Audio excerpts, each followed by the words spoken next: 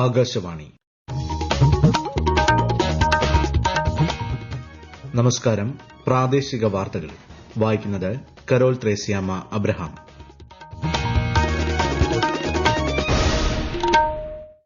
പ്രധാന വാർത്തകൾ. വാരണസിയിൽ നടക്കുന്ന 72ാമത് ദേശീയ വോളിബോൾ ടൂർണമെന്റ് പ്രധാനമന്ത്രി നരേന്ദ്രമോദി ഉദ്ഘാടനം ചെയ്തു. അഴിമതിരഹിത സേവനത്തിലൂടെ മാത്രമേ വികസന പ്രവർത്തനങ്ങൾ കാര്യക്ഷമമായി പൂർത്തിയാക്കാനാകൂ എന്ന് മുഖ്യമന്ത്രി പിണറായി വിജയൻ. രജിസ്ട്രേഷൻ ദിനാചരണം മുഖ്യമന്ത്രി ഉദ്ഘാടനം ചെയ്തു. 15ാം കേരള നിയമസഭയുടെ 16ാം സമ്മേളനത്തിന് ഈ മാസം 20-ന് തുടക്കമാകും. ബജറ്റ് അവതരണം 29-ന്. തൃശൂർ റെയിൽവേ സ്റ്റേഷനിലെ അഗ്നിബാധയിൽ റെയിൽവേ ഉദ്യോഗസ്ഥരോട് വിശദീകരണം തേടി കേന്ദ്ര സഹമന്ത്രി സുരേഷ് ഗോപി. തിരുവനന്തപുരം ശ്രീ പത്മനാഭസ്വാമി ക്ഷേത്രത്തിലെ ലക്ഷദീപത്തോടനുബന്ധിച്ച് ബാർകോഡിംഗ് സംവിധാനമുള്ള പാസുകൾ ഏർപ്പെടുത്താൻ തീരുമാനം. കാഴ്ചപരിമിതിയുള്ളവരുടെ അവകാശ സംരക്ഷണത്തിനു വേണ്ടിയുള്ള പോരാട്ടത്തിന്റെ ഓർമ്മയ്ക്കായി ഇന്ന് അന്താരാഷ്ട്ര ബ്രെയിലി ദിനം. വാർത്തകൾ വിശദമായി. വാരണസിയിൽ നടക്കുന്ന 72ാമത് ദേശീയ വോളിബോൾ ടൂർണമെന്റ് പ്രധാനമന്ത്രി നരേന്ദ്രമോദി ഓൺലൈനായി ഉദ്ഘാടനം ചെയ്തു. ഇന്നു മുതൽ ഈ മാസം 11 വരെ വാരണസിയിലാണ് ടൂർണമെന്റ്.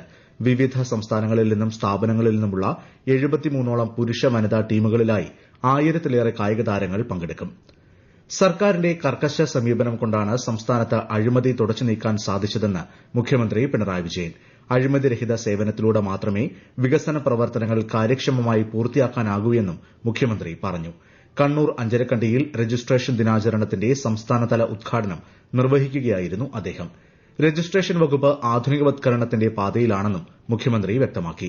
രജിസ്ട്രേഷൻ അവാർഡുകളും മുഖ്യമന്ത്രി സമ്മാനിച്ചു.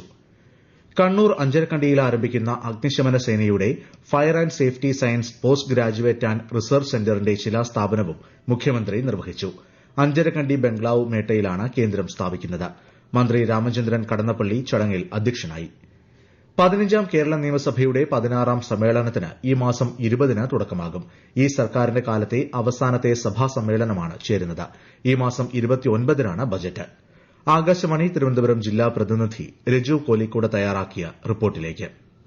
മാർച്ച് 26 വരെ 33 ദിവസം നീണ്ട നിയമസഭാ സമ്മേളനത്തിനാണ് ഈ മാസം 20-ന് തുടക്കം കുറിക്കുന്നത്. 3 ഘട്ടമായാകും സമ്മേളനം നടക്കുക. ഗവർണറുടെ നയപ്രഖ്യാപന പ്രസംഗത്തോടെയാണ് സഭാ സമ്മേളനം ആരംഭിക്കുന്നത്.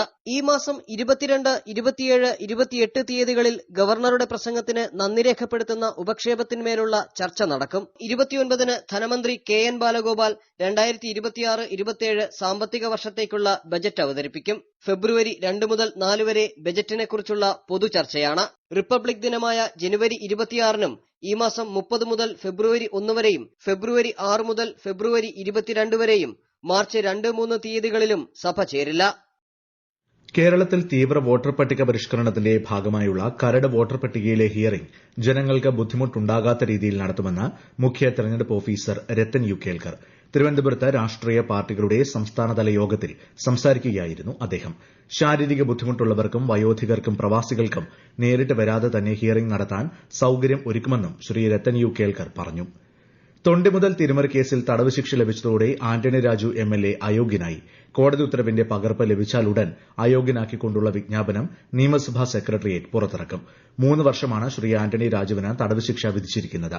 ഏതെങ്കിലും കോടതി 2 വർഷത്തിൽ കൂടുതൽ ശിക്ഷിച്ചാൽ അയോഗ്യനാകുമെന്നാണ് സുപ്രീം കോടതി വിധി. വരുന്ന തെരഞ്ഞെടുപ്പുകളിൽ മത്സരിക്കാനും കഴിയില്ല.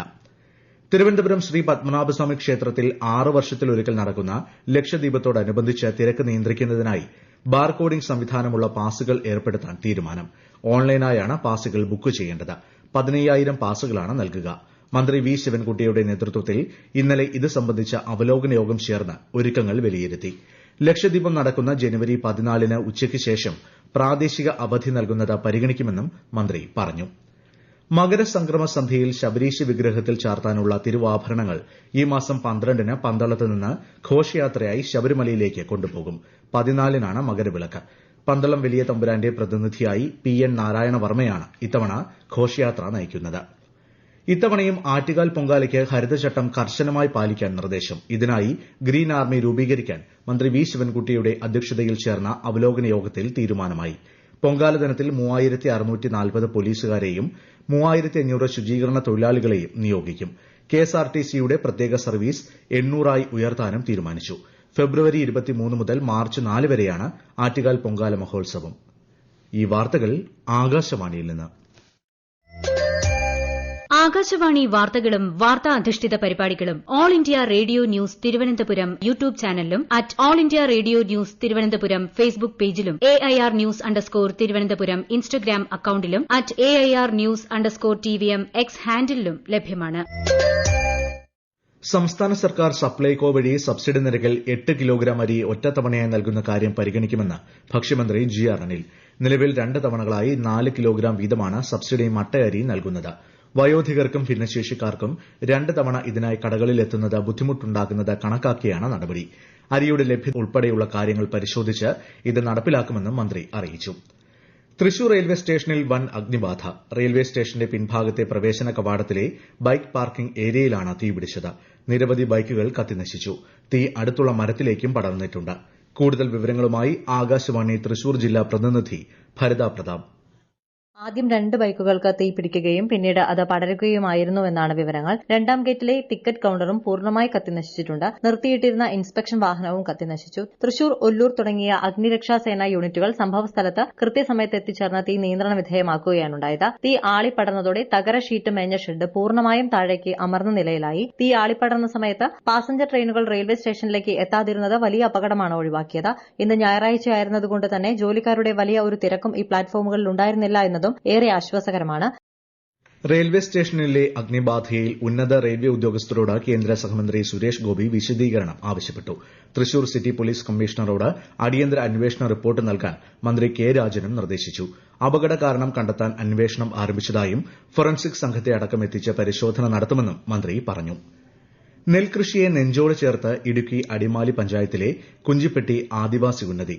കുഞ്ചിപ്പെട്ടി പാടശേഖരത്ത് 40 ഏക്കറോളം വരുന്ന സ്ഥലത്താണ് നെൽകൃഷി ഇറക്കിയിട്ടുള്ളത്. നെല്ല് കൊയ്തെടുത്ത് പാടത്ത് വെച്ച് തന്നെ യന്ത്രസഹായത്തോടെ മെതിച്ചെടുക്കുന്ന ജോലികൾ ഇവിടെ നടന്നുവരികയാണ്. വിശദാംശങ്ങളുമായി ആകാശവാണി ഇടുക്കി ജില്ലാ പ്രതിനിധി രതീഷ് കൃഷ്ണ. കറ്റമെതിക്കാനുള്ള യന്ത്രം എത്തിയതോടെ കുഞ്ചിപ്പെട്ടി ആദിവാസി ഉന്നതിയിലെ നെൽകർഷകർ ഏറെ സന്തോഷത്തിലാണ്. പട്ടികവർഗ വികസന വകുപ്പാണ് കർഷകർക്ക് തുണയായി എത്തിയത്. മെതിയന്ത്രങ്ങൾ എത്തിയതോടെ പണിക്കൂലി ലാഭിക്കാനും കൃഷിജോലികൾ എളുപ്പമുള്ളതാക്കി മാറ്റാനും കഴിഞ്ഞുവെന്ന് കർഷകർ പറയുന്നു. കുഞ്ചിപ്പെട്ടി പാടശേഖരത്ത് 40 ഏക്കറോളം വരുന്ന സ്ഥലത്താണ് നെൽകൃഷി ഇറക്കിയിട്ടുള്ളത്. കഴിഞ്ഞ വർഷം വിപണിയിലിറക്കിയ കുഞ്ചിപ്പെട്ടി ബ്രാൻഡ് അരി കൂടുതലായി വിപണിയിലെത്തിക്കാനുള്ള പരിശ്രമത്തിലാണ്. പ്രദേശത്ത് വനം വകുപ്പിന്റെ തരിശായി കിടക്കുന്ന ഭൂമി വിട്ടു നൽകിയാൽ അവിടെ പരമ്പരാഗത കൃഷികൾ വ്യാപിപ്പിക്കാൻ ാകുമെന്നും പാടശേഖര സമിതി പറയുന്നു. ഇന്ന് അന്താരാഷ്ട്ര ബ്രെയിലി ദിനം. കാഴ്ചപരിമിതിയുള്ളവരുടെ മനുഷ്യാവകാശങ്ങൾ, വിദ്യാഭ്യാസം, സാമൂഹിക ഉൾച്ചേരൽ എന്നിവയിൽ ബ്രെയിലിയുടെ സുപ്രധാന പങ്കിനെക്കുറിച്ച് അവബോധം വളർത്തുന്നതിനായാണ് ബ്രെയിൽ ലിപിയുടെ ഉപജ്ഞാതാവായ ലൂയി ബ്രെയിലിയുടെ ജന്മദിനമായ ജനുവരി 4 ലോക ബ്രെയിലി ദിനമായി ആചരിക്കുന്നത്.